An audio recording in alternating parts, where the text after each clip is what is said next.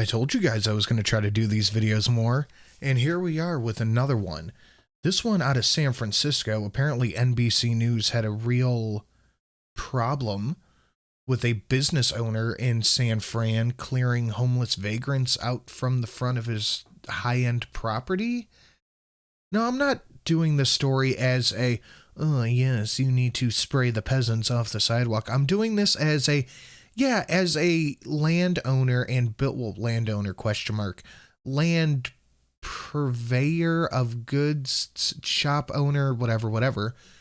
You do have the right to remove loitering people from the front of your high-end business. This, I absolutely think so. And let's see what the news has to say about this. I forgot to turn my speakers off. Ugh, I'm so good at this. 9 days since this video of a San Francisco gallery and antique store owner spraying down an unhoused person on Montgomery. An unhoused. If the first comment is not about unhoused, not condoning his actions. Nobody's talking about the fact that we're calling them unhoused people. Why can't we call them homeless? What's wrong with homeless? It's the same thing. Montgomery Street went viral. The owner, 71-year-old Collier Gwynn, now faces a charge of misdemeanor battery. It's in the title, man arrested. They're charging him. They're charging this guy for battery. Hold on, I'm gonna look something up real quick. Hold on. Okay, the only answer I could really find is yes, loitering in a toilet is a crime. But here's something interesting. Under California law, loitering itself is not a crime. However, it can be charged as an offense under certain California penal code sanctions if done with other acts. Okay, so sitting out in front of a store panhandling is probably an act. But let's see what the king of the beggars has to say. It's really a very degrading and dehumanizing act. Well, he didn't want her in front of the store. Her, question mark, I assume her. Should not be acceptable. Jennifer Friedenbach, executive director of San Francisco's Coalition on Homelessness, thinks charges should have been brought a lot sooner. She's been in contact with... Why? They can't even pick up the cans if some bag lady is sitting against them. Why should the charges have been brought earlier? Make it make sense. Q, the unhoused person in the video. We're talking about a black trans... Oh boy, hold on. We'll get to that in a moment. So we're sticking with unhoused, huh? That's the thing? Okay. Newspeak is so odd. The unhoused person in the video. We're talking about a black trans homeless person who also suffers from mental health issues. So a black trans homeless person, because that somehow makes it different than if it was a straight white cis homeless person. That makes it worse that they got hosed down. Why are you sitting in front of a store? Move. I'm sure, I can guarantee that was not the first go-to of the day. Like the guy gets there and he unlocks the door and he sees that the homeless person sitting out front. He's like, oh, gotta go get the hose. I'm sure he's like, can you move? Can you go away? Get out of here. Move it. Scram.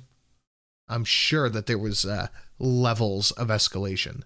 San Franciscans are divided on the matter of criminal prosecution. The bigger question is the district attorney's tough on crime policy going too far by bringing criminal charges? Former prosecutor Stephen... Tough on crime, just only some crime. Other crime is perfectly fine.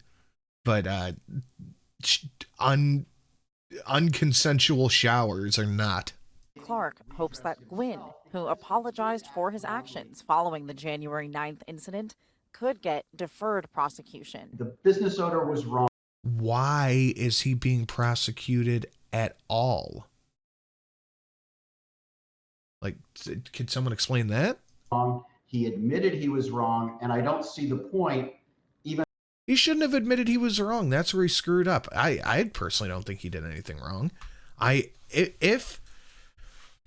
If under my assumption that this guy did escalate from, hey, can you please get out of here, kick rocks, get the F out now, as long as there was like an escalation ladder. Even though there may have technically been a crime, what are we accomplishing by prosecuting in this case. While the DA's office continues its investigation, the bar next door to Gwen's gallery is worried about unintended backlash and threats.